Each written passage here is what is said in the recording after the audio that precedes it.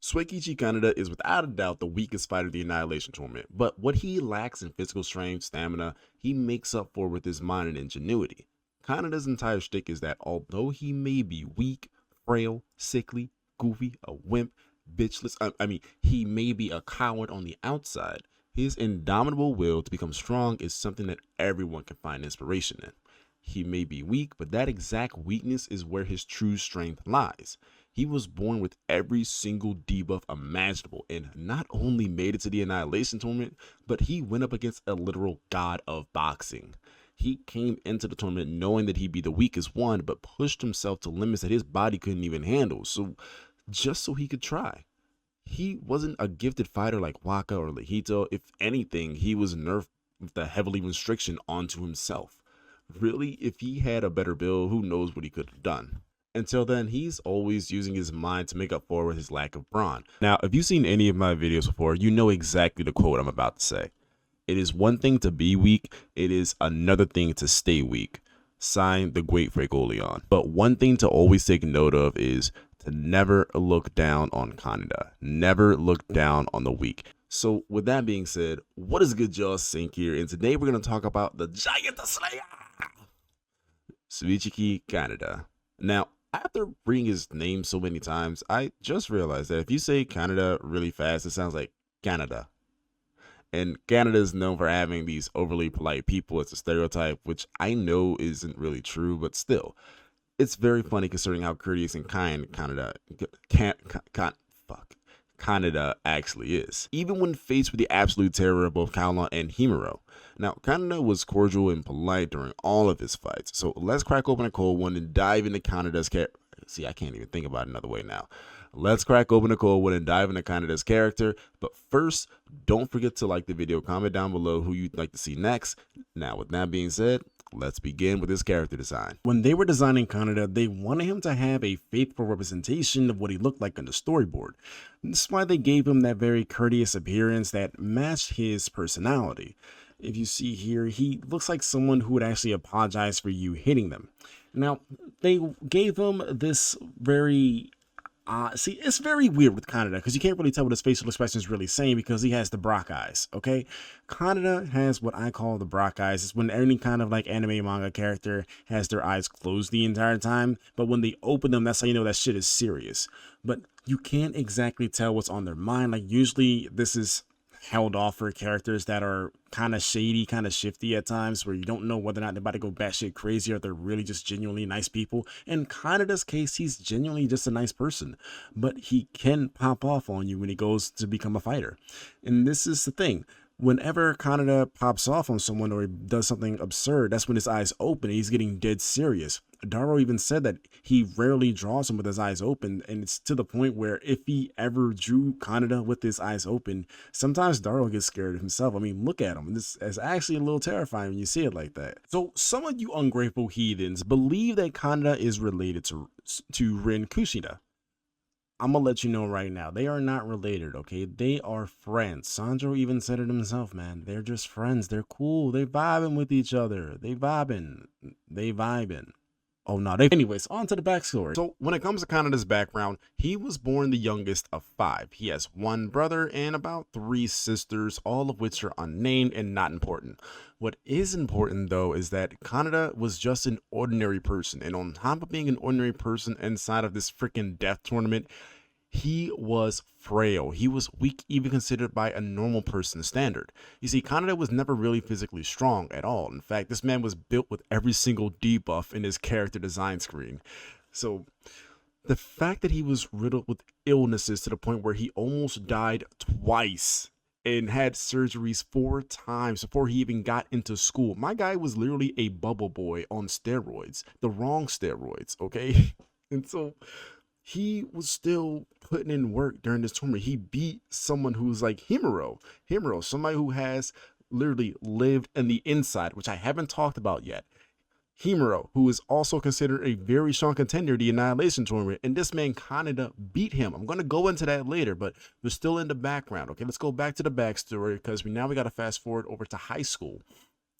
So during his match with Kaolan, they cut into Kaneda's high school reunion. And by the way, Kaneda is only 27, so I don't know why they're already having a high school reunion. That's kind of weird. But anyways, we cut to some true NPCs, and they're all yapping about how their school had four lords. Sakamatsu, who was Yokohama's ace pitcher, Tomoto, who was a soccer star that plays in Italy now, and Komi, a boxer who has a title match coming up. The only reason that they're called the Four Lords was because they all were getting their asses handed to them in their respected sports by Kaneda. This man Kaneda created a Four Lords title, and he wasn't even part of the title. He is the one that the other three lords are fearing. Like, he hit a home run off of the pitcher's pitch. He shut out the soccer star in a penalty kick shootout. He knocked out the boxer in a sparring match. Like, but he was trash at everything else. Like, when it came to a direct test of strength and endurance, Kaneda was absolute garbage. Or I ain't gonna hold him to it. He was absolutely trash. He lost to a girl in arm wrestling. He was the slowest runner in his class strength test. But despite all of this, he managed to find a way in order for him to be successful when it comes to actually performing.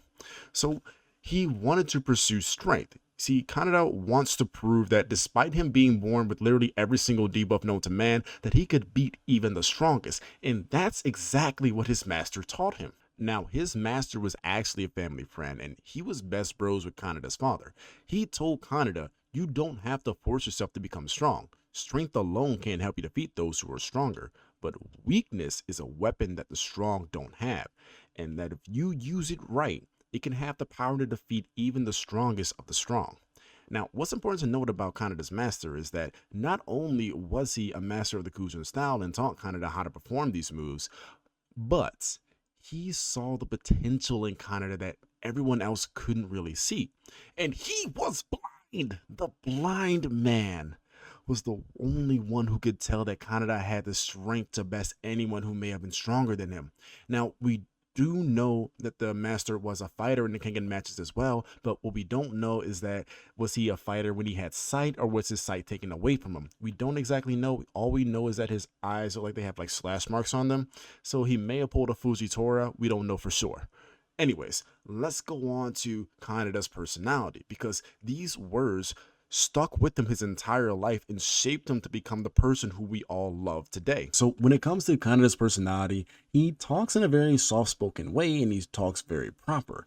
But this is contrary to what his personality, like deep down inside, really is. He wants to be strong. He wants to be seen as a strong person.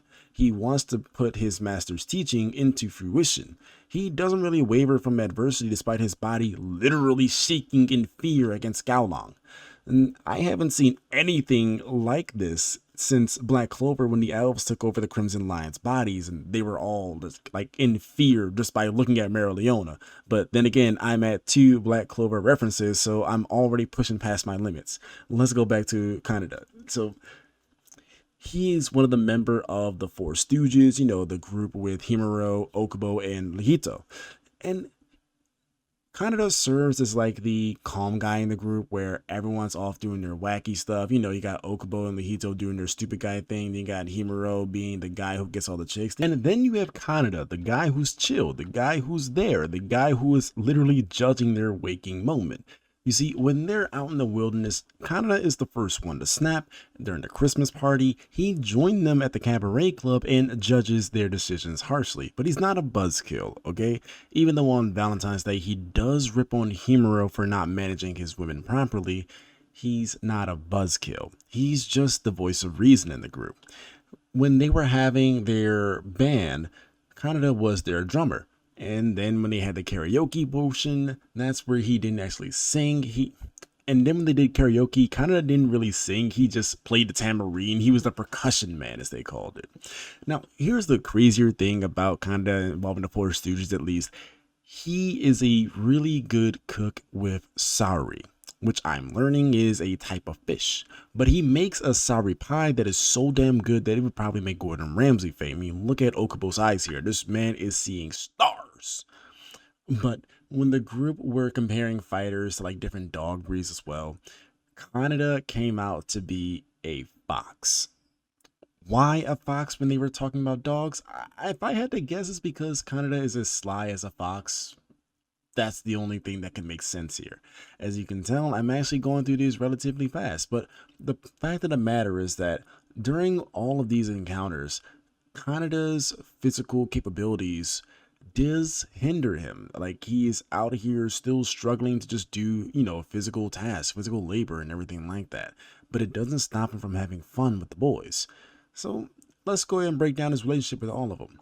So you have, of course, the relationship between him and Okubo and Lehito, which is pretty much the same. He looks at them and judges their decisions harshly, but not too harsh, okay? He's just looking at them like, you guys are some idiots, but I love you idiots. Then you have his relationship with Himuro. I'm sorry. His relationship with I Am Him Uro. Now, he initially regretted bodying Himuro because he felt that he wasn't supposed to win because Kaneda's not necessarily strong, quote unquote. But Himuro reassured him that being strong doesn't matter in like physical capabilities or how strong you are to do this or that and the third, but being strong matters in results. At the end of the day, someone wins and someone loses. So when Kaneda and Himuro fought, Kaneda beat him, so Kaneda is strong. So Himuro's definitely mature enough to not take that away from Kaneda, and Kaneda is also mature enough to accept that and then learn as the series progresses that, yo, I am actually strong. Wow, I can't believe I did this. I beat Himuro. I Am Himuro. So the next person that he does have a unique connection with is actually Kaolan. So it's very funny when you think about Kaneda because every single person that he does fight, he has a connection with. Now, during his speech, which we'll talk about later during their match, it reached Kaolan in a way that is absolutely foreign to him. Kaolan is a professional fighter that protects his people, and before their match, he had looked down on all the other fighters because they were either criminals or murderers. So to him, Kaneda was just a regular dude who's just out here trying to fight, and now he's looking down at the tournament even more like, bro, I gotta sit here and I gotta fight the worst of the worst out of these regular ass people. Then they started to fight, and then Kaolan realized that, oh, wait a second, this got kind of nice. But after their match, that's when their relationship started to build up, and they grew a sense of camaraderie with each other. So much so that Kaneda even tried to invite Kaolan to go with him and Himuro over when they were at the end of the summer festival. So the last person that we're going to talk about with Kaneda's relationship is going to be, of course, Rin. Now, I'm going to say this right now. Him and Rin are friends.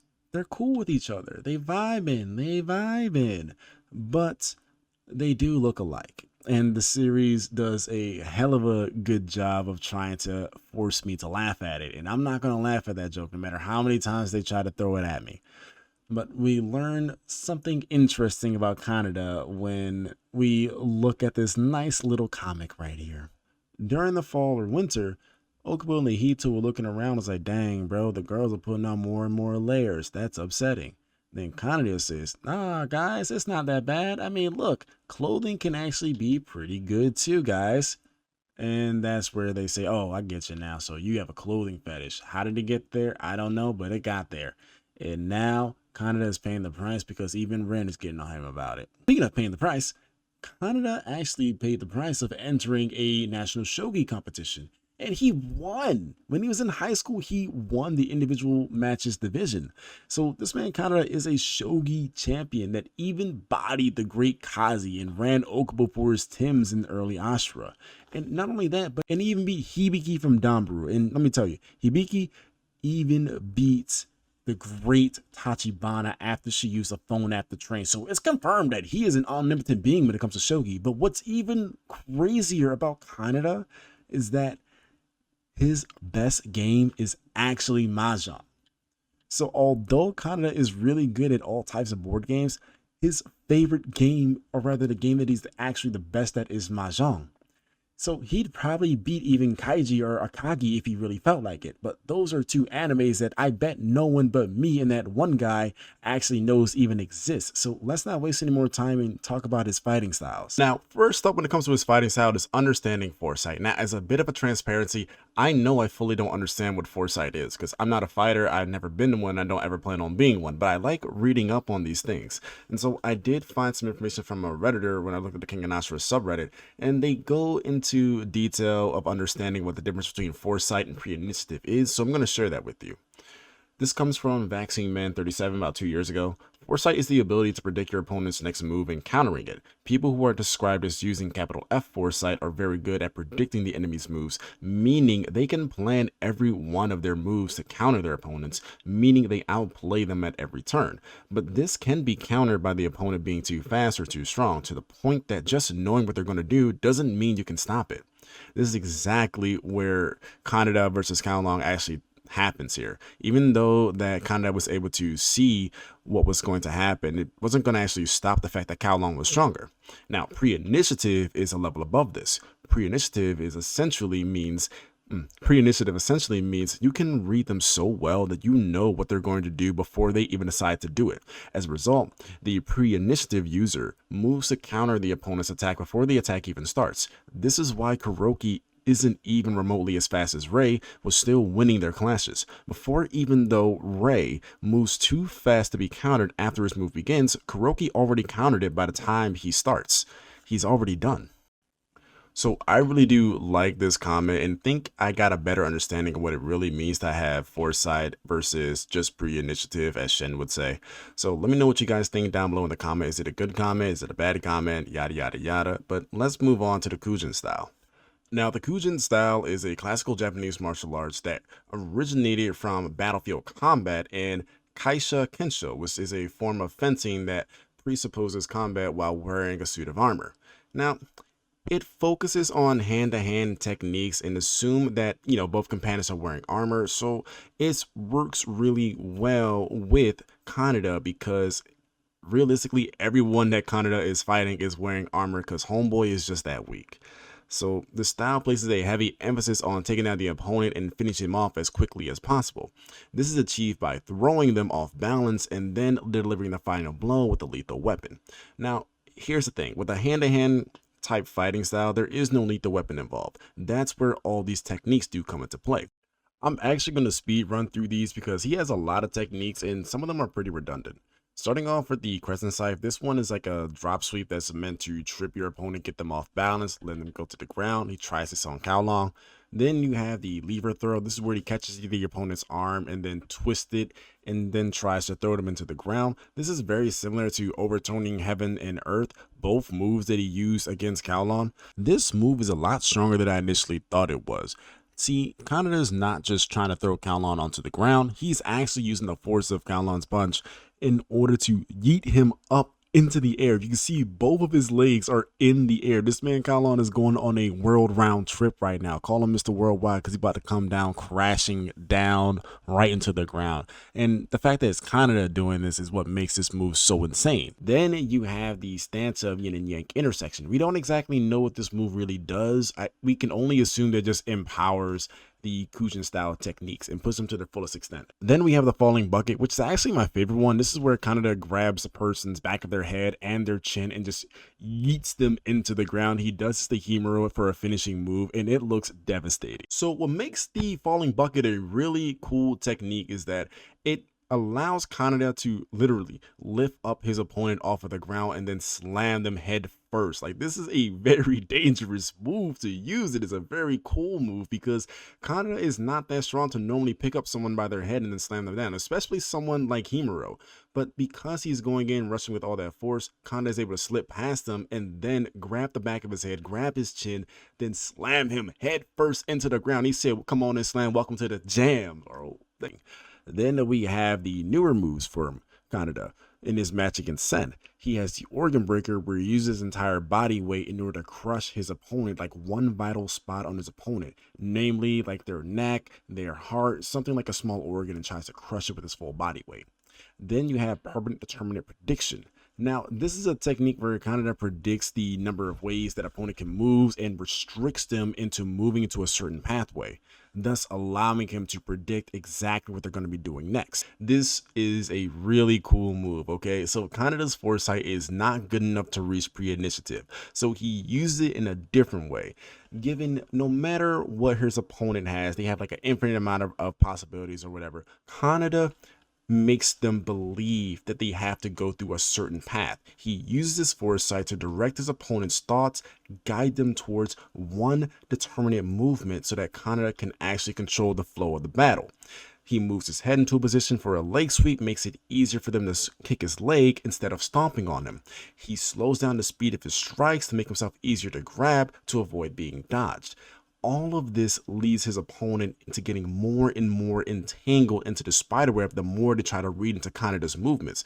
But slowly but surely, he's getting an understanding of what exactly is going to happen next so he can react to it accordingly and plan for the perfect trap.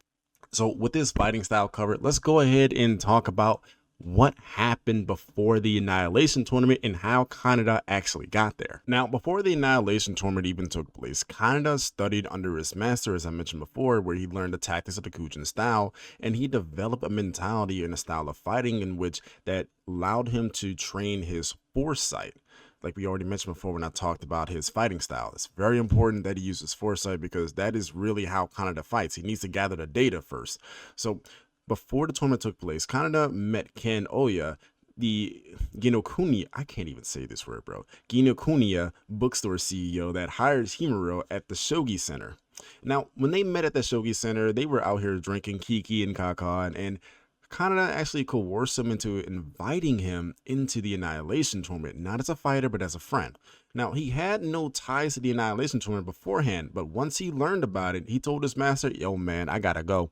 I'm gonna do it. I'm gonna go be a fighter. And his master said, bro, are you sure you want to do this? This is a real tournament. This is only for real niggas only. And then Kaneda responded like, nah, I'm authentic. That's when Kaneda was seen running Okubo and Kazi for their Tims. Then here's the thing. He already had his sights set on Himuro. He wanted to take Himuro's spot and then become a representative fighter himself. This is before Katahara even made his message. So he already planned on like taking this man's spot. He was watching him, stalking him the entire time, making sure that he understood exactly how Himuro moved, how his body moved, pretty much gathering as much data as possible without even having to fight him. After Katahara initially made that message, Kaneda was gleeful. This man was so happy because now he had a reason to fight Himuro and a reason to actually, well, legitimately beat him. And he proved to Ken and Himuro before the fight even started, said, oh no, we can fight because the bodyguards ain't going to stop it. He's like, look at that, they right over there. They're not going to do anything about it. And they weren't. They said, all right, cool. They looked the other way, said, all right, then cool. They finally going to scrap. Somebody going to take advantage of this. And they encouraged it. And so Kaneda initially had challenged Himuro, and Himuro obliged. Now, I ain't even gonna hold you. Himuro did not go easy on him. He handed Kaneda a job application from jump. The moment that Kaneda said go, he went. But despite the barrage that Himuro gave him, each and every strike that Kaneda made shook him to his core. And that's when Himuro started getting serious, and he started to go for the, the hard knock moves like eye pokes, and the inside version of him started to slip out. By the inside version, of course, I mean the version of Himuro from when he lived in the inside. That's when Kaneda flipped the script on him and broke his right arm in the process of a throw. Now, at this point, it was all a wrap, okay? Kaneda could read Himuro's moves like a freaking book. He was reading him like Dr. Seuss, and then finishing him off with a falling bucket and taking Himuro's spot, but not without some heavy damage, okay? We're going to get to that aspect more when we talk about the Kaolan fight. Speaking of, let's talk about the Kaolan fight. Now, before his match with Kaolan, Himuro and Kaneda had a little discussion, and Himuro tried to talk Kaneda into not taking the match because he had some serious damages. But we'll talk about that after the fact. See, before the match, Kaolan didn't really see any of the other fighters as true warriors, and rightfully so, since most of them were all just a cast of colorful characters. I mean, come on now, you got Haru, who's just a big oaf, then you got Kiba, who is a poser, then you got Inaba, then you have Hanafusa, who was using weapons. To Kaolan, a warrior, a true warrior of Thailand, he did not see any of them as actual fighters. So knowing that his opponent was the Kaolan, his body started to tremble. This man Kaneda was shaking in his Timbs like Cosmo when Akoya bit his leg meat. And his body wanted to retreat, but he looks back at how all the others fought before him and didn't back down whatsoever. He actually stepped closer, and I gotta hand it to Kaneda, okay? He walked up to Kaolan's range and said, greetings, good sir. I noticed you weren't approaching, so I decided to take it upon myself and that's when Kaolan cleaned him up with his flash, but was taken aback at one moment because Kaneda nearly reacted to something that no other fighter ever could. To him, this shook him to his core because this average looking Joe, or in fact this worse than average looking Joe, managed to almost react to the fastest attack from any boxer. So at that point, Kaolan had to reassess, say, hold up, there's something a little different about this guy. But that's when the battle got into heat and Kaneda tried pulling out the Kujin tactics and even getting off a throw on Kaolan. But the result of him being pummeled, of course, into the ground and Kaolan walking away, like, all right, you got some courage, little homie, but that ain't enough to beat me, big Kaolan. Anyways, but that's when Kaneda was not having any of that shit. He felt disrespected by Kaolan because he didn't take him seriously as an opponent. Even after laying down his entire life for that fight, he had everything invested into this match, and Kaolan wouldn't do the same because he felt pity for Kaneda being weak. He was actually throwing back his punches. In the battlefield, the most humiliating thing to do is to hold back against your opponent. That's when Kaneda spoke his mind and let everyone in the stadium know. What's wrong with a weakling like me aiming to be the strongest? Kaneda. These words echoed into everyone's mind, and Kaolan apologized for not taking Kaneda seriously, then changed his stance to a more serious demeanor. And that's when the real fight started to take place, and Kaneda, a man who was born with no feats against the Thai god of war. Finally, Kaneda was able to use his predictions against a full power Kaolan. The fact he lasted 10 moves against him speaks leagues for how far Kaneda has come. He may be weak, but he proved to everyone, especially to Kaolan, that he was a true warrior, that there was a true warrior outside of him among everyone else. So after the match, we learned that this man Kaneda was doped up on painkillers and nerve block needles the entire time. You see, the way that Kaneda fights, it isn't really suited for tournaments. In order to perform a proper analysis, he has to weather all of his opponent's attacks and then get a read on them so he can make his proper predictions. So he has to keep a really cool head while also taking on these hits from these really strong people. So, of course, his body's not going to be able to last that long. In fact, normal people's bodies wouldn't be able to last that long. And this is Kaneda we're talking about here. So the fact he was even able to weather the storm from both Himuro and Kaolan is no short of impressive. But unfortunately, it wasn't enough to get him to go on to the next round. So that's really the story that ends with Kaneda in terms of Ashura. But it's definitely a story that imprinted into everyone's mind and cemented his place in the Annihilation tournament. So with that being said, let's move on to Omega. He doesn't really do too much in Omega. He simply just passes Koga over to Sekibayashi so that Seki can do his thing. A month before the Purgatory match, he has a match with Noel Wagnus and ends up with 2 broken wrists, leaving him unable to take place during the battle. So nothing really of note happens for Kaneda after this point until he has his match with Hatsumi Sen. Now here comes the kicker, ladies and gentlemen. We got Kaneda versus Hatsumi Sen. Now, this fight started off with Kaneda weathering Hatsumi's attack, you know, the Kaneda special. But with this, Kaneda is actually at more of a disadvantage than usual. You see, Kaneda's style, the Kujin style, is designed with heavy armored combat in mind, while Hatsumi's style is designed to overpower an armed opponent. So this essentially hard counters Kaneda's only method of attacking. After Sen goes for a leg sweep though, he starts to second guess all of his moves. He's trying to think to himself like, wait a second, why am I actually doing this? Wouldn't it be better if I did something else instead? Meanwhile, Kaneda is actually coercing Hatsumi into making these exact moves because of his perfect permanent prediction, Spiderweb. So Hatsumi starts moving in ways that are opportune for Kaneda to successfully land a strike and control the flow of the battle, and he nearly gets off an organ breaker in the process. That's when Hatsumi starts saying, okay, let me reassess real quick. He starts moving super duper slow. Just like Luigi in Smash Bros. He starts inching his way closer and closer and closer, and Hatsumi genuinely believed that this would be the best option. So and Hatsumi genuinely believed this would be the best option, so Kaneda couldn't really read his moves. However, this was exactly what Kaneda wanted. Kaneda wanted Hatsumi to get in close, just so he can finish him off with a heart stab. Unfortunately, Hatsumi responded in time with a throw, winning the match, but in doing so, it did make Kaneda stronger because now he knows that using perfect determinate prediction can actually put him on par with some of the better fighters. In conclusion, Kaneda is one of the bravest fighters in the series. He doesn't waver from the fact that he was, without a doubt, one of the weakest humans, but he is the strongest by using his mind in order to combat fighters that are leagues above him in terms of power and technique. Being born with the worst hand possible and still coming out with W's is no laughing matter. See, this is a character that I feel like everyone can be inspired from, just like Sakabayashi, and if you don't feel the same way, then you really need to do some hard self-evaluation. That being said, thank you all for watching. My name is Sync, and I will see you guys on the next one. Y'all take care. 本当に本気で殴っていいの？もちろんどんとこいだよ。